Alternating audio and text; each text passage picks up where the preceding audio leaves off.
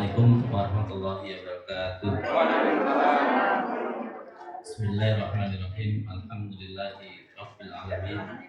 Wa bihi nasta'in ala umuri waddin. Wassalatu wassalamu ala sayyidil anbiya'il mursalin sayyidina wa maulana Muhammadin wa ala alihi wa ashabihi ajmain wa ba'du.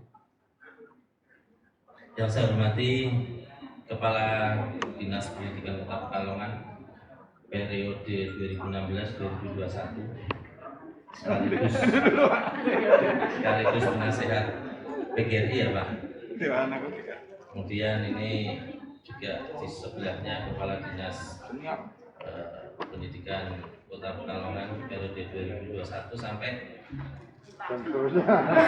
nunggu Pak kamu.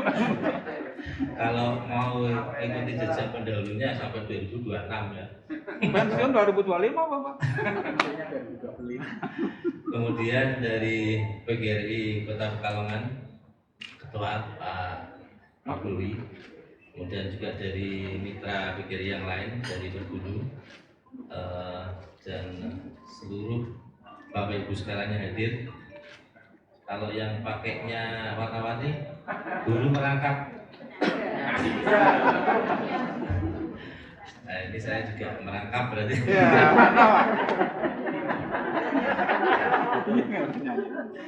Bapak Ibu sekalian yang saya hormati, kita pada pagi hari ini tentu saja memang harus bersyukur bahwa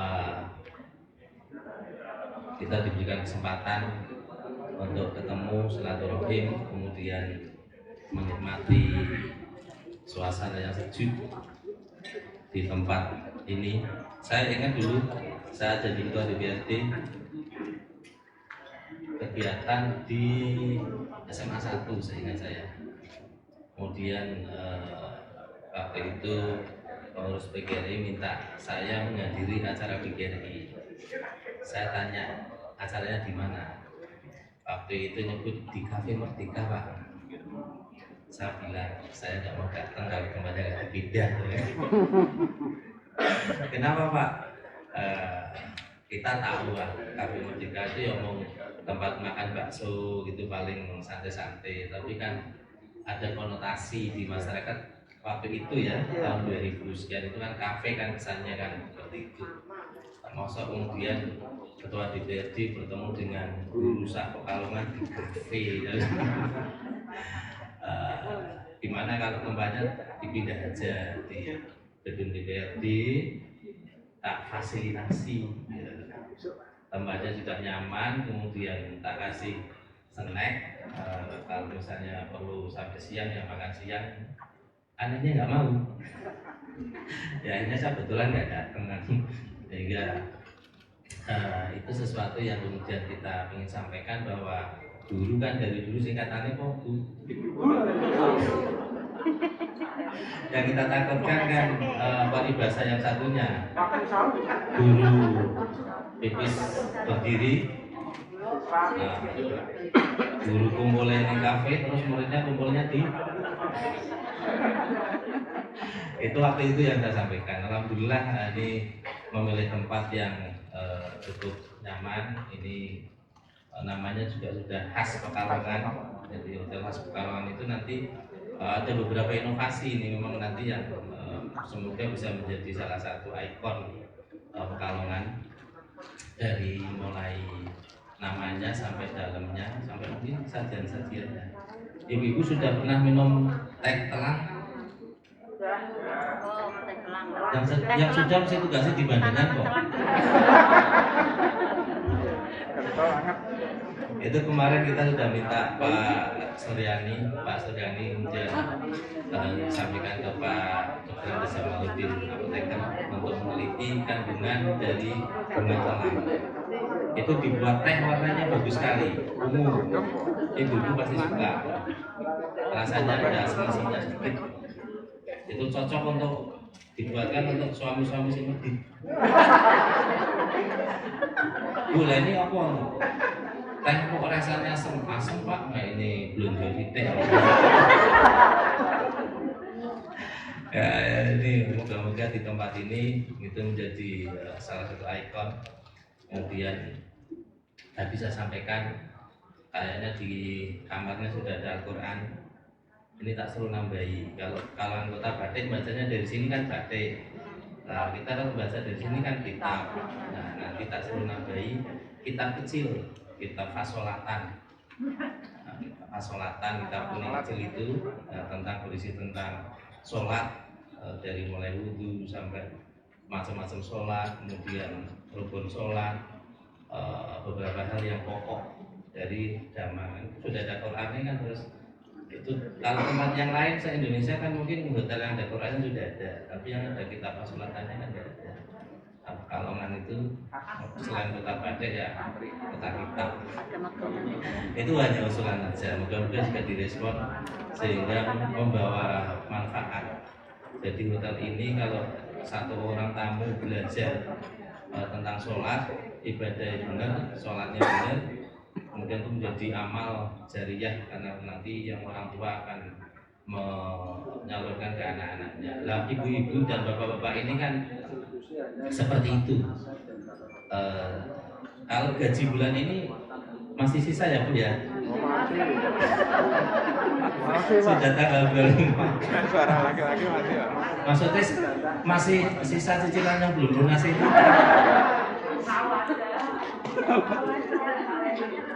Dulu saya ingat GTT di sebuah SD itu 500. Waktu itu kepalanya dengan tunjangan profesi ya waktu itu ya, sertifikasi ya, sekitar 5 juta lah. SD negeri itu masih mungut bulanan. Tak tanya sampai nopora bersyukur wong sama-sama sarjana yang GTT 500 sampai sudah 10 kali lipatnya. Karena ternyata penggunaan dari dana yang dikumpulkan tiap bulan itu tak lihat ada honor untuk kepala besarnya 500 kesampaian apa ya orang bersyukur lah gitu. Itu kemudian kita lihat sekarang sudah ada perbaikan. Sekarang kepala SD negeri minimal 100 juta ya Pak. Amin gitu aja mestinya. Dulu saya ingat gaji saya selaku ketua DPRD itu 2,5 sebelum naik.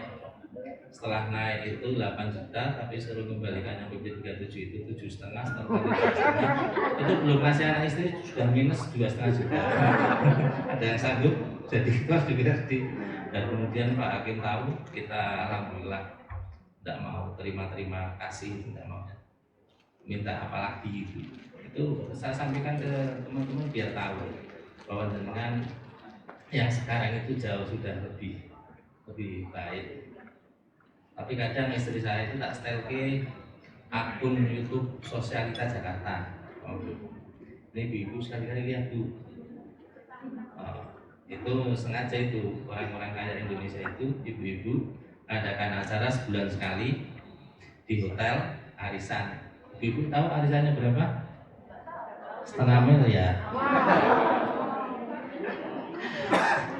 Karena Sosialita Jakarta apa yang dia pakai itu di ya kayak Hotman Paris itulah itu pakai cincin berapa cincinnya 2, jadi pakai cincin sini 2 sini 1 kan masih normal ya, ibu aja gitu kan minimal 2 apa 3 kan gitu. Itu 1 cincin 2 miliar lebih, kalau 3 sudah 7,5. Jamnya berapa? 3,5. Tesnya 3,5 M. Tesnya tas yang merek terkenal apa Bu? Hermes ya. Itu bacanya Hermes mestinya. Belum pernah beli berarti. Sama bisa juga belum. Itu kan dari kulit buaya darat yang terkenal sehingga mahal itu sampai 2, sekian M. Belum sepatunya. Kalau kita pernah lihat tayangan Angel kan style 900.000 ya. 900 juta. Nah, setelah semua yang dipakai itu sudah diekspos, sekarang kan ada acara gerebek rumah. Nah, di rumahnya itu dimasukin terus disorting. Lemari khusus untuk sepatu itu sendiri. kayak ibu ya di rumah gitu. Itu 4 miliar yang tadi katanya berapa miliar itu banyak sekali. Tas juga begitu dikeluarin. Itu kalau dihitung itu satu orang itu sudah berapa ratus miliar itu dari tas sampai dan belum jamnya itu di laci meja itu jamnya kan. Nah, maksud saya dulu waktu belum jadi PNS kan saya ingat kakak saya yang sarjana, bapak saya petani anak 7. Alhamdulillah anaknya udah sarjana, saya yang udah sarjana anak 2 pak kuliah juga bingung kan pak mulai anak. Itu dulu kakak saya CPNS di Padang itu bayarannya 85.000. Jadi bapaknya petani, anaknya sarjana, kerja di CPNS tapi tiap bulan masih ngirim. Mungkin seangkatan Pak Roso mungkin mau 2 tahun lagi pensiun kakak saya. Sekarang kan sudah lumayan. Waktu itu bayangannya nih gaji naik kan cukup ya. Ternyata setelah naik kan gimana Bu? SK-nya sekolah sampai S3. Top up lah. SK belum lulus. Kok bisa ada sertifikasi massal, dapat sertifikat tanah yang murah meriah itu, terus ini kok kita sertifikat bodoh sekolah. Nah itu kita sampaikan. Nah, ternyata yang paling susah itu mendidik diri sendiri sehingga kita itu bisa betul-betul menjadi guru itu bisa digugu dan ditiru. Karena anak-anak kita sebenarnya kan kalau sudah balik itu sudah malas itu mendengarkan omongan orang tua, mendengarkan omongan guru. Tapi mereka lebih banyak merekam dengan melihat. Itu yang akan lebih menjiwai, lebih akan mereka ingat. Saya pernah diberi potlot oleh guru saya madrasah, karena dulu kan zaman dulu nek potlot sampai pendek itu habis itu nanti cok disambung pakai wadai spidol itu. Itu guru saya, terus saya pura-pura suruh masak air. Ternyata dia ngikutin, terus karena di sekolah ada koperasi, saya dikasih potlot. Itu sampai sekarang usia saya sudah lebih dari setengah abad, itu yang saya ingat. Kebaikan guru, omongannya sekali kabeh Bu, tapi yang kebaikan yang dia lakukan itu yang saya ingat. Sehingga harapan saya PGRI kemudian organisasi yang lain itu ya tadi mendidik anak yang kemudian yang tadinya nggak tahu apa-apa dan sekarang menjadi tahu itu. Ketika kemarin masa pandemi kan menjadi pelajaran kita semua. Saya termasuk orang yang jadi kan boleh gawean, tiba-tiba punya ide bikin TK, bikin RA, barang RA gurunya bayari raiso, masuk guru RA bayari terus dapat dari Kemenag berapa kan begitu. Kepedulian kita awalnya kan begitu. Yang tadinya menjadi guru motivasinya juga awalnya bagus lah itu. Tapi setelah karena guru itu mengajar itu perbuatan yang baik, amal yang baik, maka kalau ada guru yang berniat menjadi guru itu ingin dapat duit itu keliru. Karena nggak usah diniati, kok kita nggak dici kan gajian ya. Wow. Tapi kalau pahala kan kalau nggak diniati kan nggak dapat. Jadi kalau misalnya gaji yang tahun kemarin sekarang udah habis, tapi kalau ketika ada niat untuk menjadi pendidik atau mengajarkan sesuatu ilmu itu, kemudian itulah yang tersisa sampai kita pensiun. Karena kita nggak tahu Pak Mabruli kira-kira besok pindah alam usia berapa? 100 tahun kok. Dulu Nabi Ibrahim itu pernah berdoa minta panjang umur. Meminta panjang umur gitu. Belum dijawab, ada tamu. Tamunya itu sepuh sekali. Dipersilahkan, kemudian disuguh. Salah satu suguhan itu buah-buahan itu ada anggurnya. Nah ketika orang itu dipersilahkan dahar anggur, karena sudah ompong, don dilewer. Nabi Ibrahim senyum terus masuk ke ruangan lagi. Ya Allah nggak jadi jangan tua kalau ketuaan kayak gitu mangannya derajat lebar. Nah itu misalnya Pak Mabrudi misalnya 100 tahun 100 tahun dipakai tidur sehari tidur berapa jam Pak Mabrudi biasanya? 20 jam sepertiga lah normalnya, berarti kan dipakai tidur 30 tahun. Yang sisa 70, kemudian masa kecil sudah nggak ingat 10 tahun, masa tua juga sudah apa-apa nggak enak. Paling sekaya-kayanya kita seenak. Itu kebetulan anak istri saya senyum, coba kamu temui juraganmu, minta gajimu diturunkan 3 dirham saja. Muridnya kan iye guru kuwi 4 dirham sedina ora cukup kok malah njaluk orang. Tapi ya karena dia patuh datang ke juragan, bos bayaranku didunke bos. Bosnya dulu ini bisa kan ketemper ndi kan itu malah njaluk dunke, malah seneng ya selama piro 3 dirham ya 3 dirham. Ternyata masih 3 dirham itu masih kurang. Oh iya sih, akhirnya dia penasaran datang lagi ke tempat gurunya, minta diturunkan lagi 2 dirham aja dari yang tambah parah ini. Wah, tapi dia aja tak turuti minta 2 dirham. Anehnya setelah 2 dirham itu justru cukup untuk kehidupan sehari-hari itu cukup. Dia penasaran, tanya ke syekhnya, ini saya awalnya enggak terlalu percaya dengan nasihat jenengan. Ternyata setelah saya jalankan jadi cukup. Itu rahasianya apa Syekh? Waktu kamu digaji 4 dirham, kinerjamu itu tidak ada 4 dirham. Jadi yang merupakan hakmu itu tidak ada 4 dirham, sehingga Allah mengambil yang bukan hakmu. Dilalah anak yang ngeweng, bojone tukoke sepatu sing rego 100.000 jambul sing juta. Terus motor ono second jaluke PCE. Itu kan bentuknya ilham bagaimana cara Allah mencukupi sing kudune ora kecopetan dan sebagainya. Ketika gajinya 2 dirham, ternyata kinerja dia itu lebih dari 2 dirham, sehingga Allah memberikan tambahan dari pintu yang lain. Dan dilalah cukup. Tadi saya sampaikan kita baru gaji 10 juta, ketika kurang kan bayangannya nek 100 juta cukup kan gitu. Kenyataannya tadi yang di sosialita Jakarta arisan itu wis tengah belnya. Bayangkan Pak Mabrudi nek bojone arisan semono. Kira-kira Pak nyekolah ke apa meneh iki sertifikat sekolah ndi ki? Ternyata sertifikat sekolahannya Pak di sekolahke. Itu kan banyak orang itu tahunya mencukupi itu dengan tambah penghasilan. Tidak. Kalau Allah ingin mencukupi itu kadang pendapatan tidak naik, pengeluarannya yang ditekan. Dilalah mestinya sakit jadi nggak sakit. Dilalah ngambeng untuk berkat loro. Dan dari kemana kok Pak seringnya berkat loro. Tapi saya pernah ngambeng tidak dapat ambeng.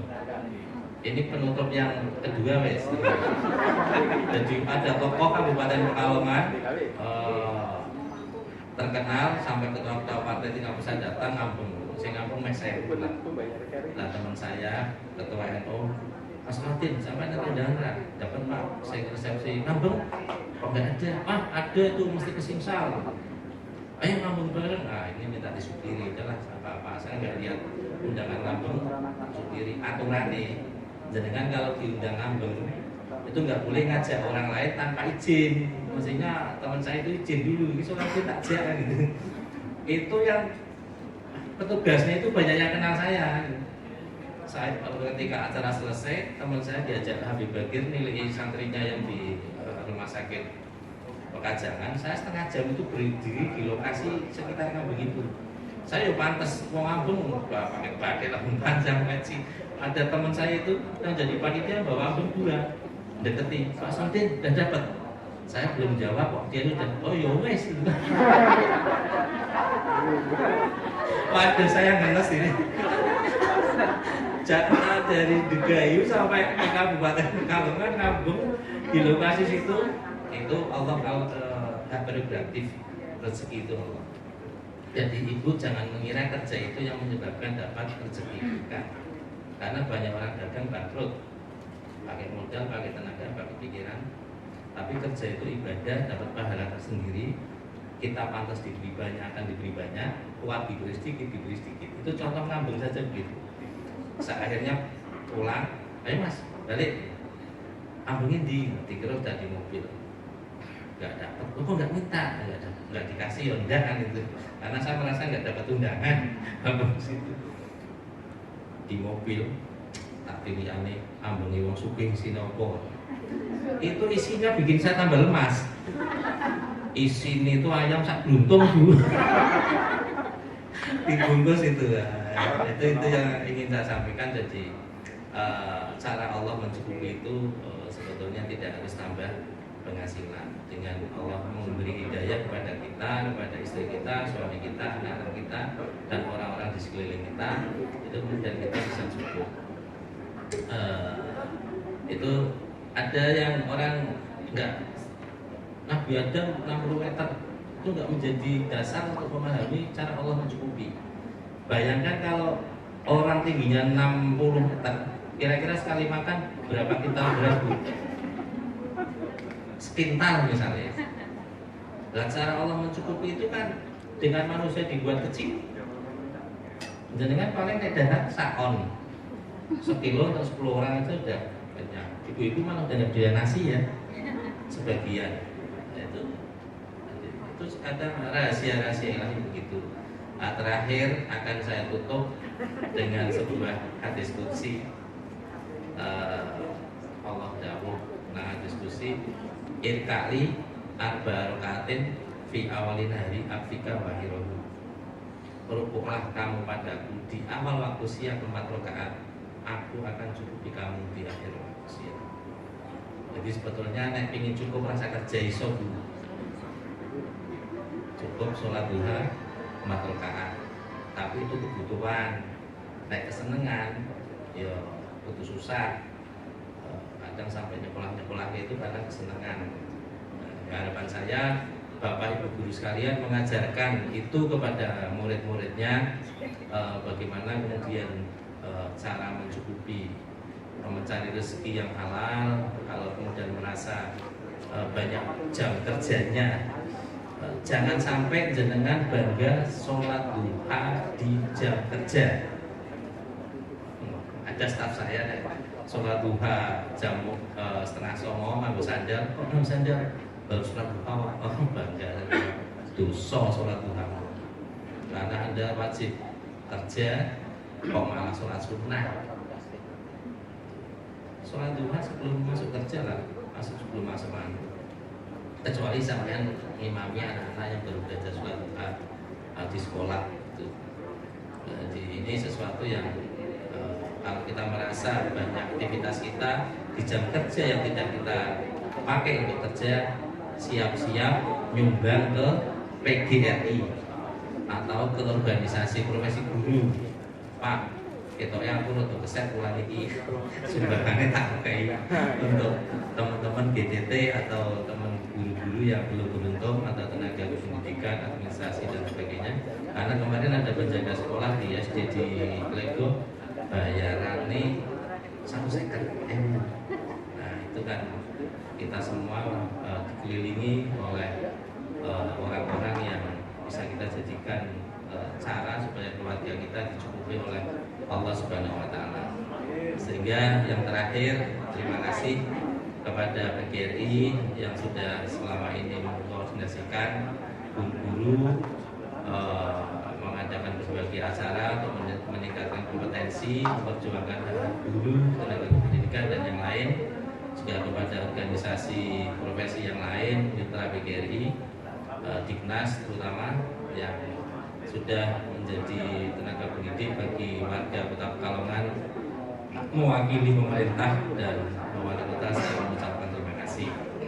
Semoga di Hari Guru Nasional ini kita semua bisa merefresh niat kita menjadi guru, sehingga walaupun gaji sudah habis, pahalanya mengalir sampai ke yaumul qiyamah.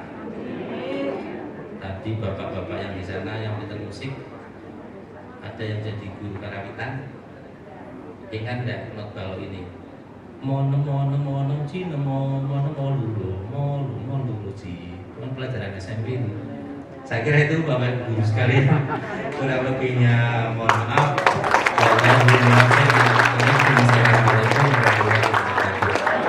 Waalaikumsalam